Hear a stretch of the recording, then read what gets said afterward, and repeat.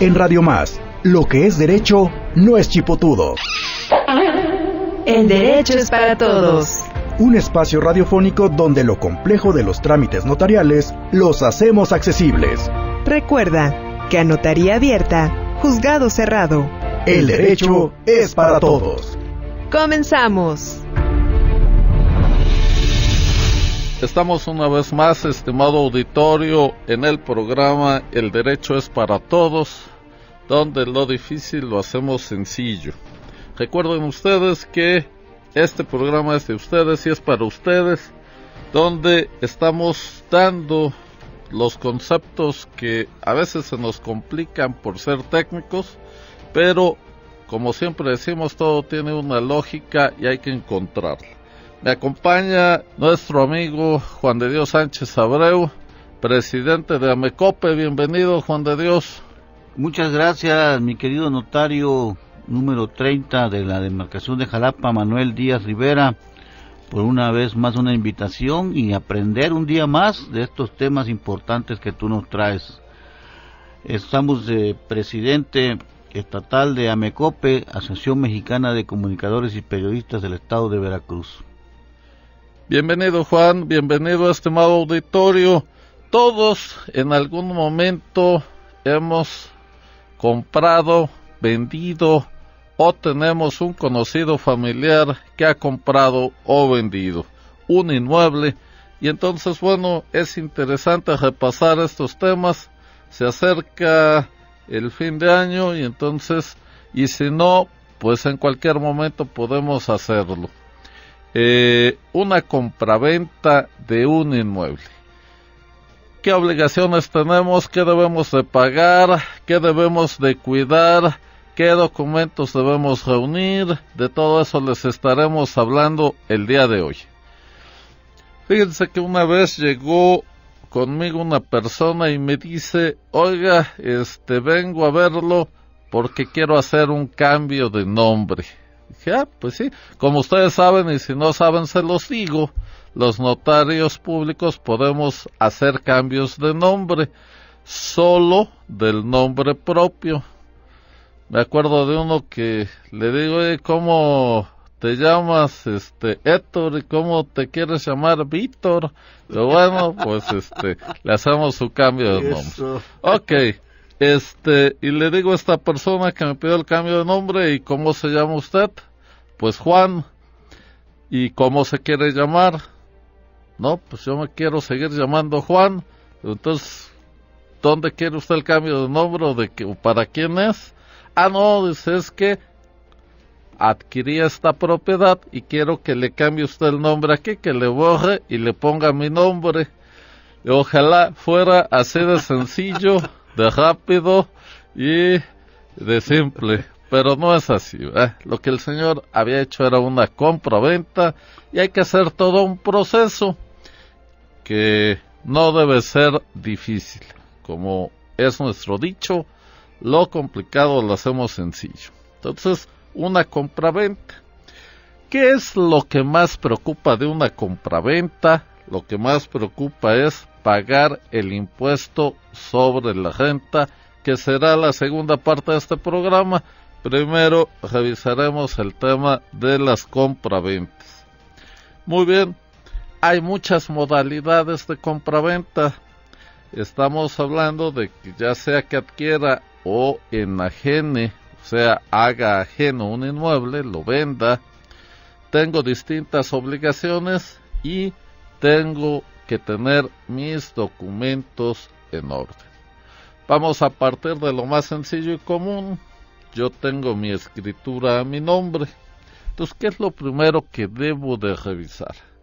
Mi estado civil, para ver si mi cónyuge tiene derecho a ese inmueble, que la sociedad conyugal es todo un tema, no voy a meter ahorita a él, pero que sirva de momento decir que si estoy casado por sociedad conyugal, adquirí el inmueble durante la vigencia de la sociedad conyugal, entonces se presume que lo adquirí con dinero de la sociedad conyugal y mi cónyuge tiene derecho en la liquidación por la venta de ese inmueble a la mitad de ese inmueble. Puede haber capitulaciones matrimoniales que digan que los porcentajes son distintos, que ese bien sí, que ese bien no, pero no vamos a complicarnos. Vamos a ponerlo sencillo. Estoy casado por sociedad conyugal en el estado de Veracruz. Adquirí este inmueble dentro de la vigencia de la sociedad conyugal. Mi cónyuge tiene derecho a la mitad y debe de firmar también dando su consentimiento en la venta. Actualmente hay un artículo en la Ley de Registro Público de la Propiedad que dice que un inmueble, así como se los digo, adquirido durante la vigencia de la sociedad conyugal, para que sea obligatorio que el cónyuge no propietario deba de asistir a la compraventa, es necesario que la sociedad conyugal esté inscrita en el Registro Público de la Propiedad. Acuérdense ustedes que cuando nos casamos, en el acta de matrimonio, ahí se especifica el régimen matrimonial y está en el registro civil. Pero para que surta efectos frente a terceros, por los bienes inmuebles, debe de estar en el Registro Público de la Propiedad. Sin embargo, recuerden ustedes esta frase, este principio notarial de la prudencia. Entonces, ¿para qué arriesgo una escritura y todo lo que implica, el costo, el tiempo, a una nulidad si tenemos el consentimiento del cónyuge? Ya más al rato veremos qué pasa cuando no lo tenemos, pero de entrada lo tenemos, comparece el cónyuge. Soy soltero, adquirí el inmueble antes del matrimonio por sociedad conyugal, estoy casado por separación de bienes, adquirí el inmueble dentro de la sociedad conyugal, pero lo adquirí por donación o por herencia, no entra en la sociedad conyugal. No hay necesidad de que comparezca el cónyuge casado por sociedad conyugal. ¿Ya? Muy bien, entonces ya tengo ahí mi escritura, mi predial al día, esto es el del último, el del año, aunque el predial se paga por semestre, pero el último pago. Ahí está ya tengo también mi recibo de agua pagado. Eso es importante. La ley de aguas del estado establece que debo de tener mi servicio al corriente, pero vamos a pensar que no tengo servicio de agua porque es un lote baldío, porque es un terreno agrícola, no tengo agua potable.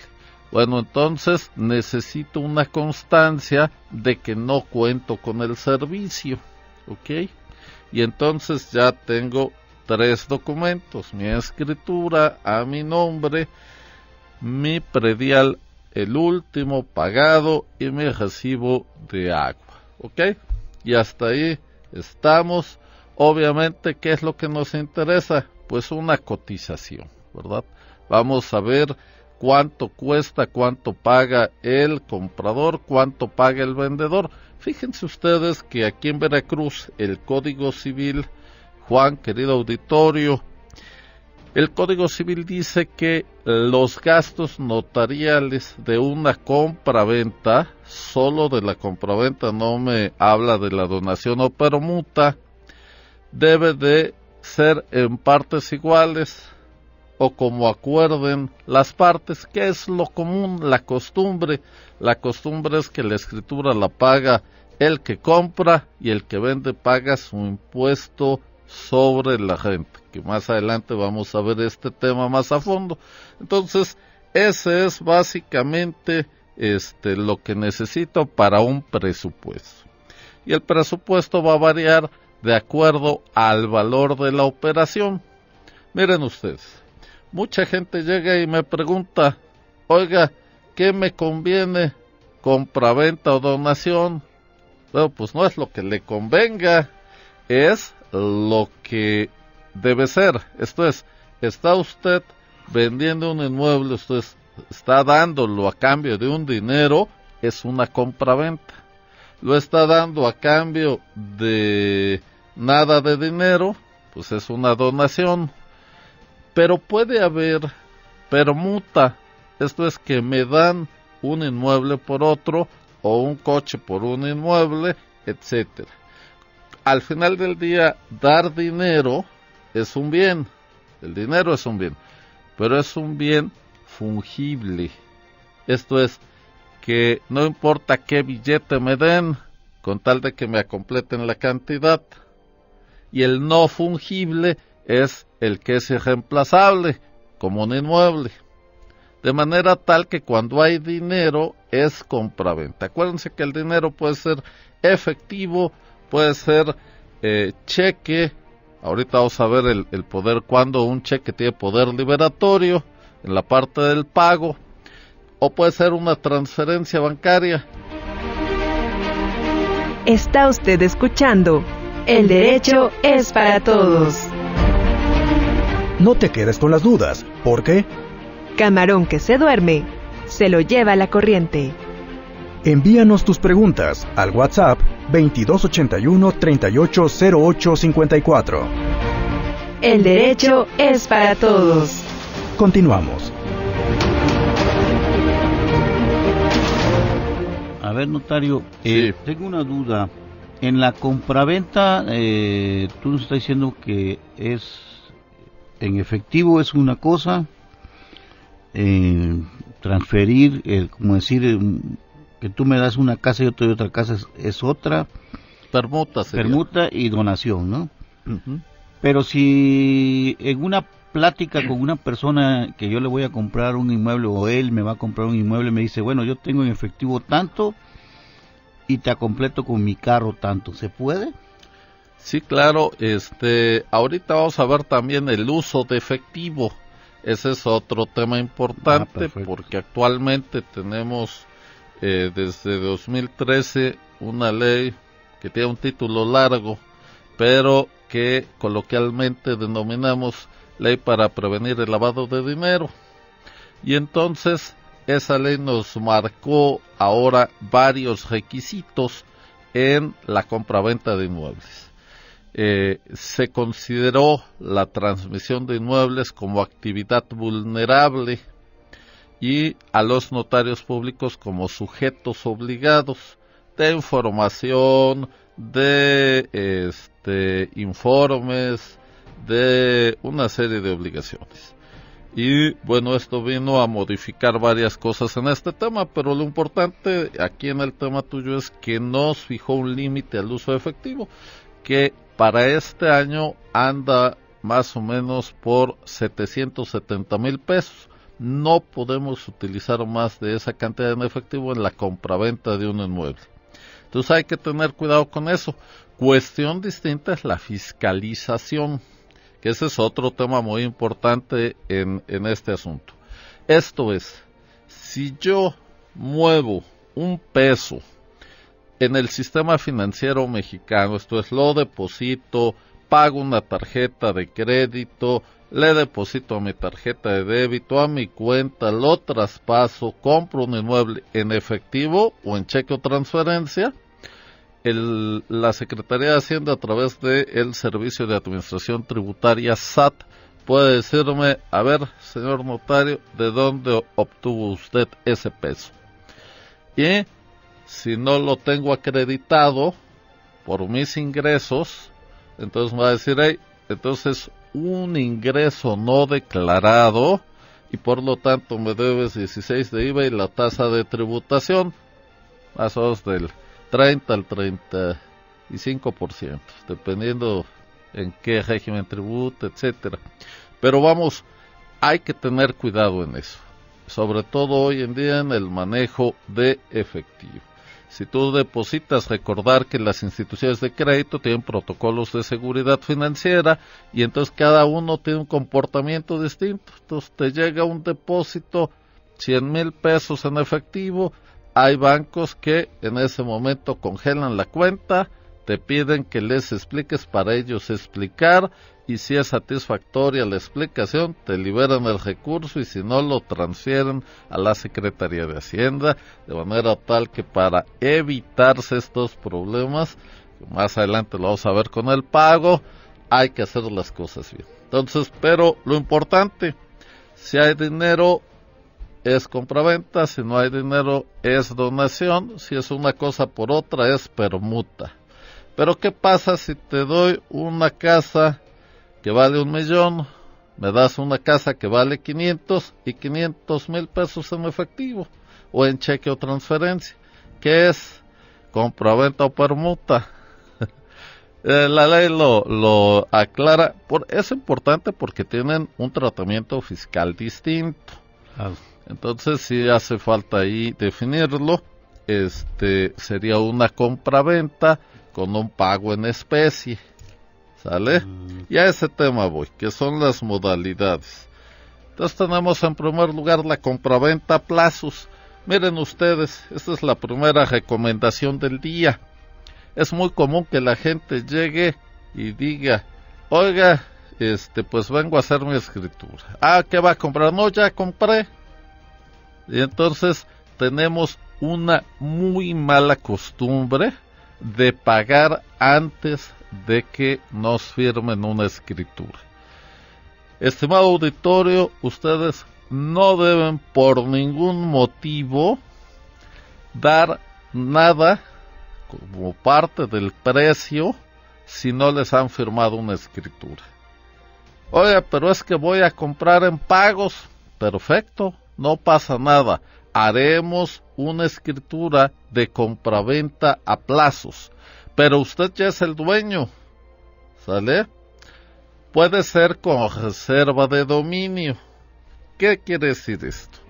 Otra vez, voy, Juan, te compro una casa, vale 1,000,000, te doy 100,000 pesos. Hacemos la escritura donde yo ya soy el dueño, y entonces tú vas a decir, espérame, y yo cómo me aseguro. Una, que me vas a pagar.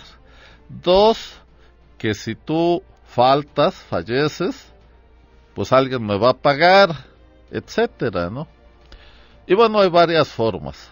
La primera es dar una garantía por ese pago pendiente, que puede ser la misma casa. Esto sucede mucho cuando hacemos compraventas con créditos hipotecarios. El banco me presta el dinero, o una financiera, entonces yo pongo tal vez una parte o nada y doy en garantía el mismo bien inmueble. Generalmente las financieras, para asegurarse, ¿verdad?, que no vas a dejar de pagar y vas a vivir ahí el tiempo que dure el juicio, pues solo te prestan una parte, generalmente el 80% en créditos hipotecarios de inmuebles. Entonces el otro 20% lo pones tú, y entonces está en garantía el mismo inmueble. Pero entre particulares es más común la reserva de dominio, sobre todo cuando las cantidades son menores. Hoy vale 1,200,000, pero yo tengo 1,000,000. Y entonces me dices, oye, pero ¿cómo me aseguro que sí me vas a pagar esos 200? Bueno, mira, le ponemos una reserva de dominio. ¿Qué quiere decir eso? Ahí le vamos a poner, el precio es 1,200,000, en este acto se entrega un cheque por 1,000,000 y se hace una reserva de dominio en la escritura. ¿Qué quiere decir eso? Que si bien soy dueño, no puedo vender ni puedo hipotecar el inmueble hasta que no liquide.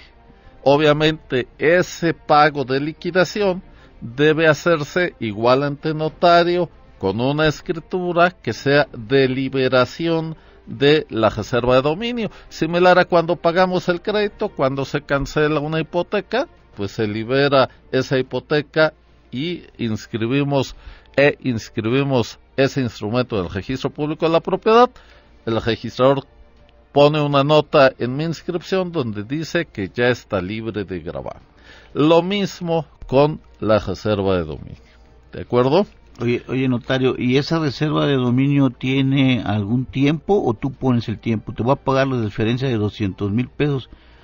tienes hasta un mes, 2 meses, 3 meses, o tú es el acuerdo que llegas con la persona? Es el acuerdo, la ley no dice que debe haber un término, pero obviamente es recomendable que se haga. Claro. También recordarles que si no ponemos un tiempo para poder exigir el cobro, debemos de requerir. Y entonces yo voy al juzgado, le pido que se le requiera, puede ser también ante notario, pero pues todo es un gasto y es tiempo y es esfuerzo, ¿eh? Hacemos el requerimiento y le doy 30 días, dice la ley, para que cumpla esa obligación sin plazo. Y entonces ya pasados los 30 días, pues ya si no me cumple, puedo seguir mi procedimiento de ejecución o como haya sido pactado. ¿Sale? Nada más que hay que cuidar algo. El precio que pongamos, si no redactamos bien esa promesa, estaremos haciendo una compraventa. Y si hacemos una compraventa, empezamos a causar los impuestos. Y ya cuando queramos hacer la escritura, ya tenemos recargos de impuestos, como el traslado de dominio, impuesto sobre la traslación de dominio, y como el impuesto sobre la renta. Y estos impuestos generan un recargo de 2.5% mensual. Así es de que, pues en un año ya tendremos un 30% extra para pagar. Entonces hay que tener cuidado. Si fijamos la cosa y el precio, ya tenemos una compraventa. Entonces, ese dinero que se puede dar de anticipo puede ser un depósito que si se cumple el contrato principal, entonces ya se toma como parte del precio. Entonces hay que tener cuidado en la redacción y no pasa nada, podemos hacer también una promesa de compraventa. Ok, ¿qué pasa con la compraventa con un poder? Bueno, ya habíamos platicado en un programa previo que los poderes pueden tener vigencia porque se los establezcamos o porque venga de un estado de la República donde tengan vigencia los poderes. Acuérdense que los actos jurídicos, si bien hay una cláusula de entera fe y crédito en nuestra Constitución que dice que los actos celebrados en un estado valen plenamente en otro, también es cierto que esos actos deben sujetarse a la legislación de ese estado. Así es de que si se hace en Jalisco un poder, ese poder no puede tener una duración más allá de 5 años. Entonces, si me trae un poder de hace 6 años hecho en Jalisco, ya se eliminaron esas facultades dadas. De verdad tal que hay que tener cuidado en este tema.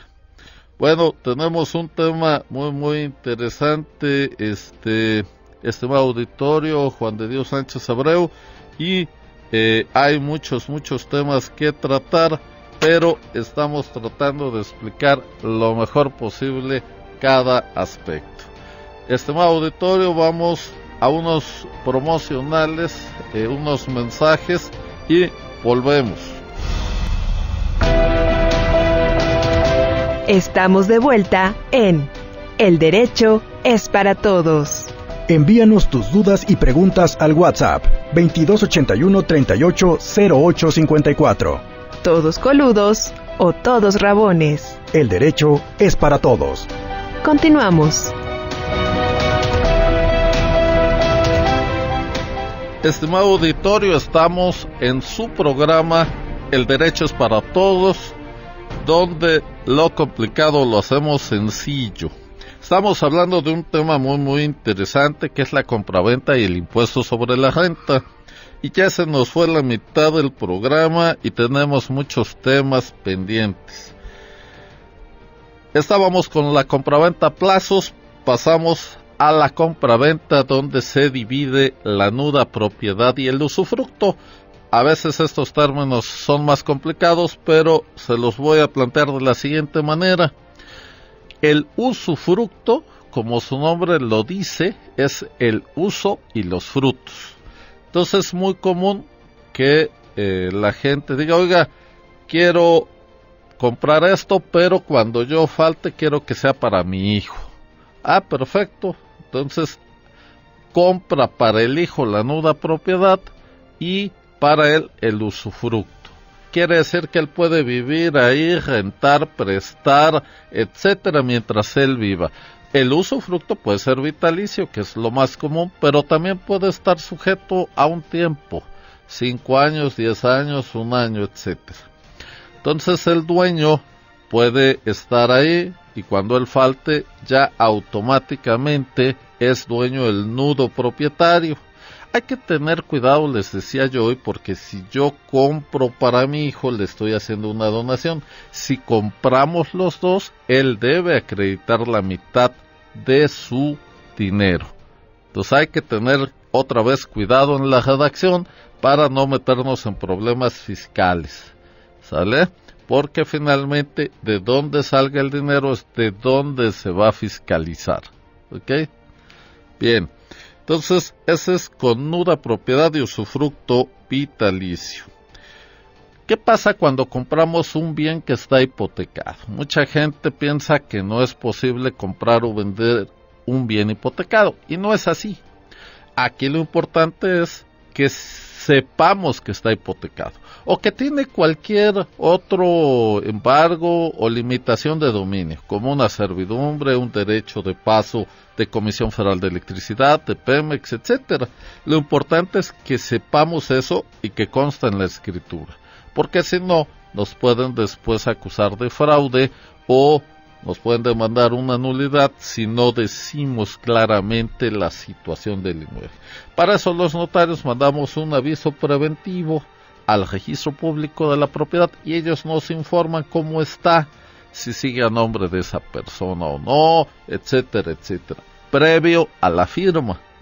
Por eso hay que leer siempre, siempre y preguntar, aunque el notario tiene la obligación también de leer o dárselos a leer y de explicar en qué consiste lo que estamos escriturando, pero siempre tomen ustedes el proyecto de escritura, lean y pregunten cualquier cosa. Y cuando vayan a firmar, que ya es en las hojas de protocolo, vuélvanlo a leer para ver que están firmando lo que ya leyeron en el proyecto.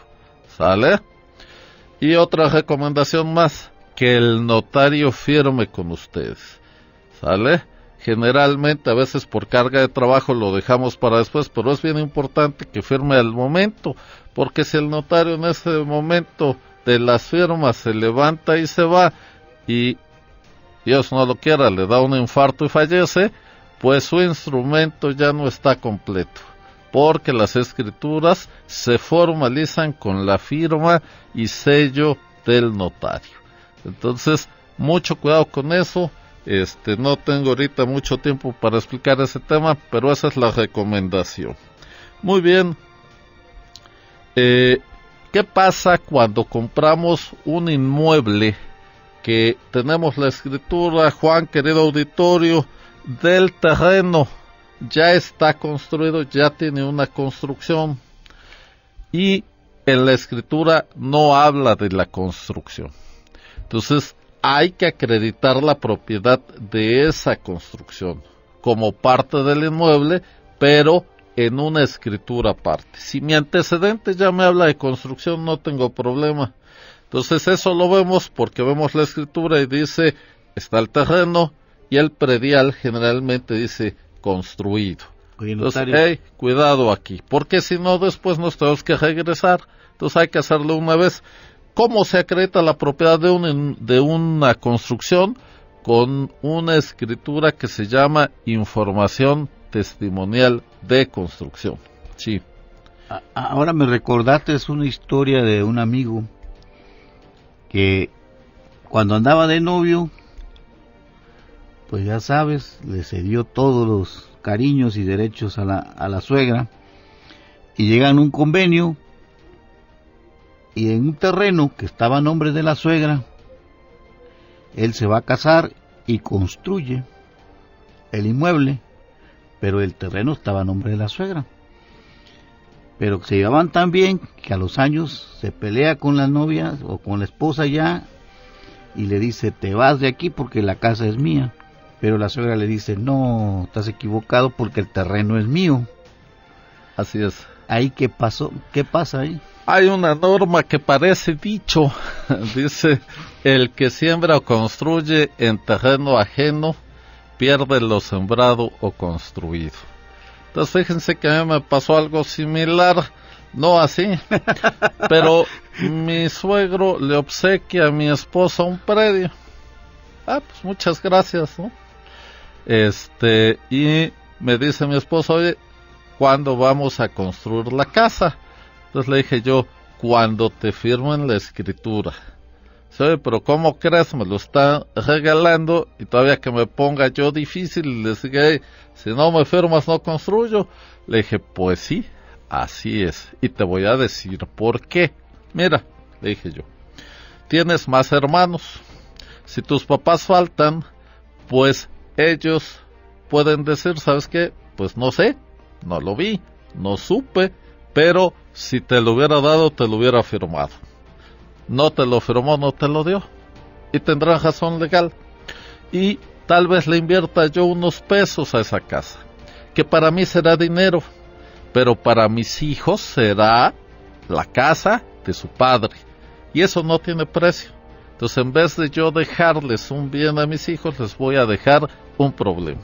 Y no tiene caso. Así es de que cuando te firmen, yo construyo. Y así pasó. Le firmaron, construí, y esa casa ya hasta la vendí. Pero finalmente, salió un verso sin esfuerzo, ¿eh? Pero es bien importante ser escrupuloso en esas cosas para evitar problemas. ¿Ok? Bien, entonces, ¿qué pasa si no tenemos acreditada la construcción en la escritura de compraventa, en el antecedente de la escritura? Pues hay que hacerla. ¿Cómo se hace? Con 3 testigos ante notario. También se puede hacer en el juzgado, pero nos lleva mucho más tiempo. Entonces, 3 testigos ante notario. ¿Qué van a decir esos testigos? Que saben y les consta que el dueño del terreno fue el que construyó. Puede ser que construya una tercera persona, sí, pero debe haber un permiso del dueño del terreno, del predio, y otra persona puede construir y ser dueño de la construcción, y si se va a vender, pues tienen que comparecer los dos. Pero obviamente hay que cumplir este requisito para que podamos inscribir esa escritura en registro público de la propiedad. Si no, no lo vamos a poder hacer, nos vamos a tener que regresar, y todo es tiempo y dinero. Está usted escuchando El Derecho es para Todos. No te quedes con las dudas, porque para uno que madruga, hay otro que no se duerme. Envíanos tus preguntas al WhatsApp 2281 380854. El Derecho es para Todos. Continuamos.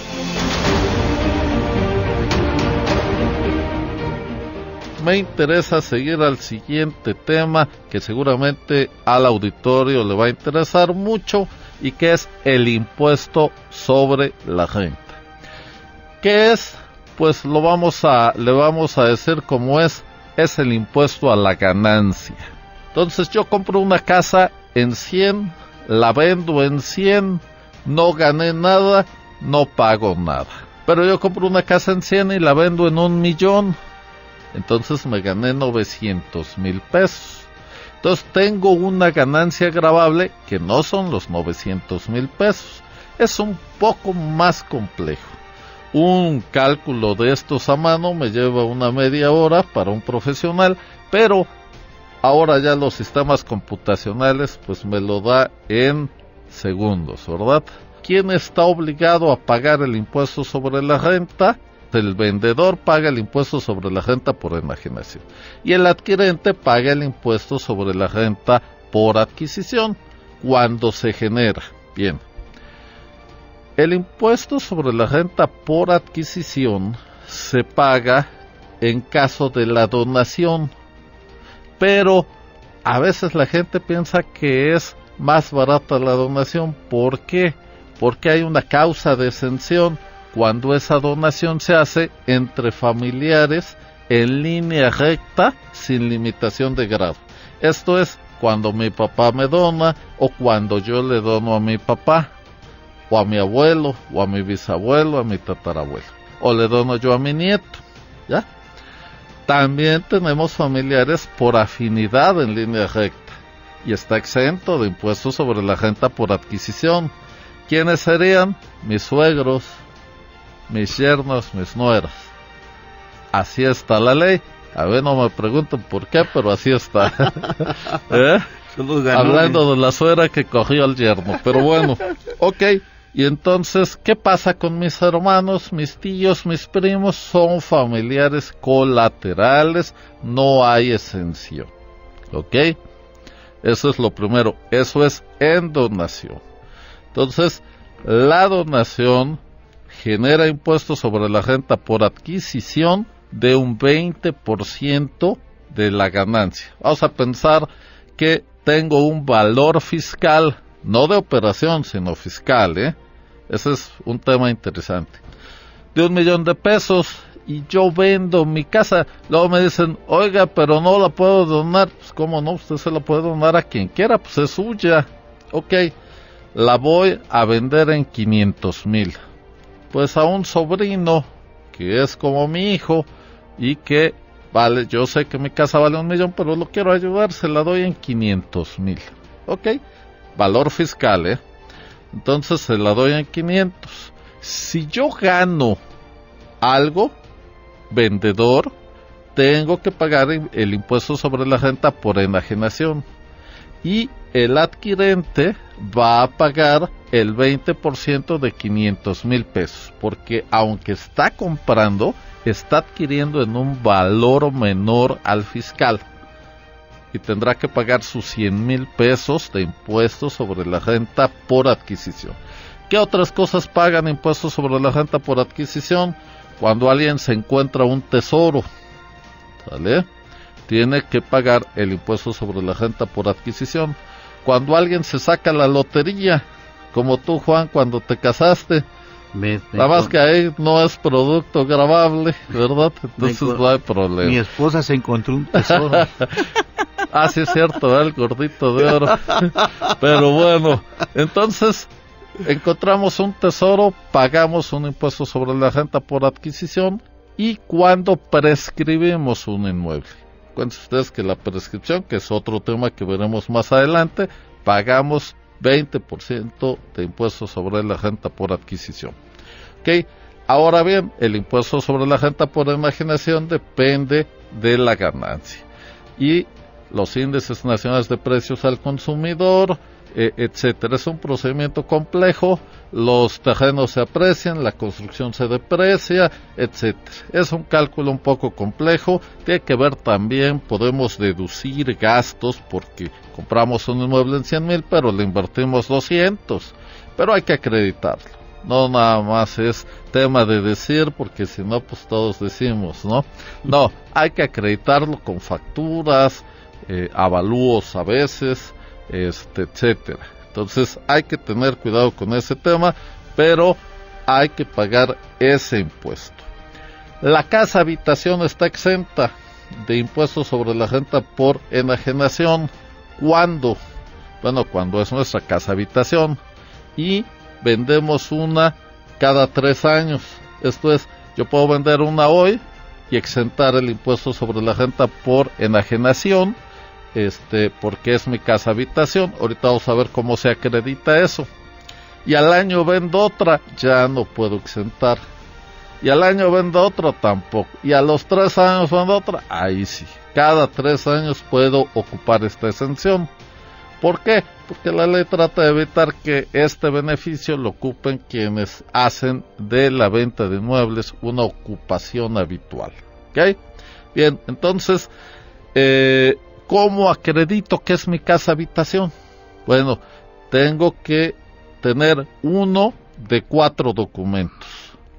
Esos documentos deben de tener el domicilio del inmueble. ¿Quién me dice cuál es mi domicilio? Porque hay veces que una casa puede dar de calle a calle, puede estar en esquina, etcétera. Me lo dice el ayuntamiento. Acuérdense que el ayuntamiento es el que da la nomenclatura y el número oficial. Entonces, el documento, o sea, el predial, la cédula catastral, es la que nos dice cuál es el domicilio. ¿Qué documentos son? Uno, la credencial del INE, que debe de tener ese domicilio, debe estar vigente. 2, el recibo de telefonía fija o el recibo de energía eléctrica, ¿sale? 3, recibos bancarios, ¿ok? Bien, el recibo de telefonía fija y energía eléctrica son los últimos 2 pagados en soporte papel, más el soporte electrónico del CFDI, que es el certificado fiscal digital por internet. O sea, la factura del servicio, que tiene 2 archivos electrónicos cada recibo, el PDF y el XLM. Entonces, yo necesito como notario que me lleven un dispositivo electrónico que contenga esos 4 archivos electrónicos de los 2 últimos recibos, más el soporte papel, para que cuando a mí me revise la Secretaría de Hacienda me diga, exentaste. ¿Por qué? Porque los notarios somos deudores solidarios. Por eso ven que nosotros, no, espérame, revísale, cheque, si no al ratito el SAT va a decir, pues qué bueno que les exentas a todos, ahora tú eres el pagano. Rápidamente vamos a ver el IVA.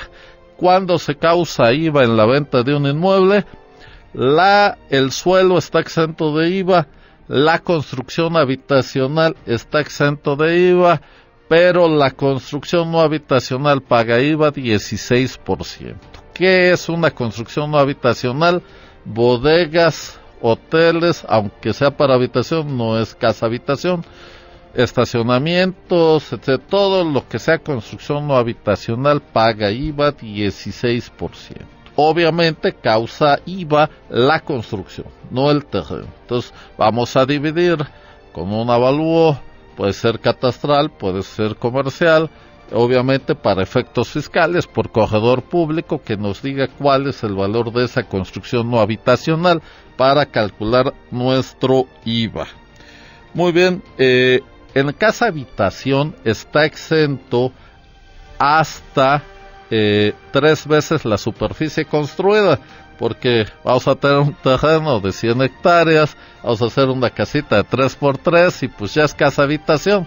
No, dice Hacienda, no, a ver, si tienes 3x3 son 9, por 4, 36 metros cuadrados están exentos, el resto de las 100 hectáreas me pagas impuestos sobre la renta, ¿ok? Entonces eso, y casa habitación que no pasa de 700,000 UDIs, algo así como 4 millones de pesos. Si tenemos una casa que vamos a vender por 5 millones, tenemos exento hasta 700,000 UDIs, el resto hay que calcular el impuesto sobre la renta, ¿sale? Entonces yo como notario estoy obligado a calcular, enterar, etcétera, y a darle sus comprobantes fiscales al interesado. A mí me enteran el importe, cheque, transferencia, efectivo, y yo lo entero por transferencia electrónica al SAT, ¿verdad? Y le doy sus comprobantes. Hay un tema también muy interesante: cuando ustedes vendan, tienen un ingreso. Entonces, ese ingreso hay que reportarlo, aunque esté justificado. O sea, ¿por qué tienes este ingreso, Juan? Porque vendí una casa. Bueno, eso tienes que avisárselo al SAT en tu declaración informativa múltiple anual. Entonces, en tu declaración dice, tuve este ingreso porque vendí esta casa, ¿ya? También decirles, antes de irnos, que las personas morales y las personas físicas con actividad empresarial no enteran el impuesto al notario por disposición de la ley, sino que ellos tienen la posibilidad de compensar esos impuestos y declararlos al final del ejercicio fiscal. Entonces, si tienen pérdidas, si tienen IVA o ISR a favor, etcétera, entonces esa parte también es posible. Si van a tener una compraventa de un valor considerable, van a vender, pues se pueden dar de alta como persona física con actividad empresarial, sí me tienen que dar a mí, notario, justificar en su constancia de situación fiscal que tienen ese carácter, y las 3 últimas declaraciones de IVA y ISR, y con eso yo no entro al cálculo ni retención del impuesto, y lo hacen directamente al final de su ejercicio fiscal. Pues eso es todo por hoy, estimado auditorio. Juan de Dios Sánchez Abreu, gracias por tu acompañamiento. Hay que leer con detenimiento y preguntar lo que no comprendamos, y firmar solo hasta que estemos total y absolutamente seguros de lo que vamos a hacer. Soy su amigo Manuel Díaz Rivera, notario 30 de la demarcación de Jalapa, y recordarles además el mandamiento del abogado de Couture: tu deber es luchar por el derecho, pero el día que encuentres en conflicto el derecho con la justicia, lucha por la justicia. Muchas gracias por su atención, buen día.